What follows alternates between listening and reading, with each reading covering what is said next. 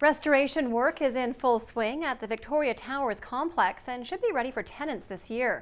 The fire that cleared that building also highlighted the need for a better inventory of housing in the city. It was a fire that threw hundreds out of home.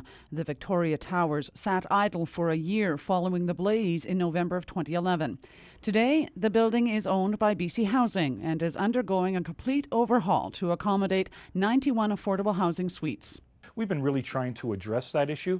I think the opportunity for us to purchase this building and to renovate it and to put another 91 units back on the market is going to have a significant impact, and we look at working with our nonprofit providers to try to fill some of those gaps.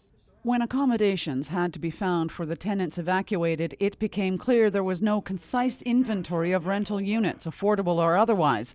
The city is attempting to change that. The city has recently engaged the Community Development Institute at UNBC to help us do a housing needs and demand study, but also to help us develop a housing strategy framework.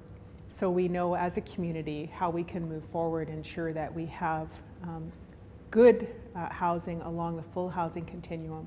As part of the study, the Community Development Institute will put together a housing strategy. While such an inventory would be handy for the city's planners, it will also be used by developers. So if we're talking with developers and saying, gee, our seniors who want to stay in Prince George are telling us this is what they're looking for but can't find, is there an opportunity for you to start paying attention to this data, that we might be able to have some change happen before the strategy development is even complete. Crews have been in the building for about 5 months. The hope was to have people moving in this month.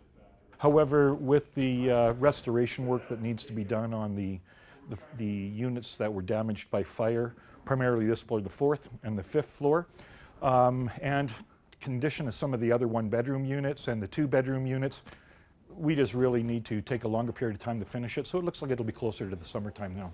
The rent will be controlled by BC Housing and will be based on income. Cheryl Jan, CKPG News.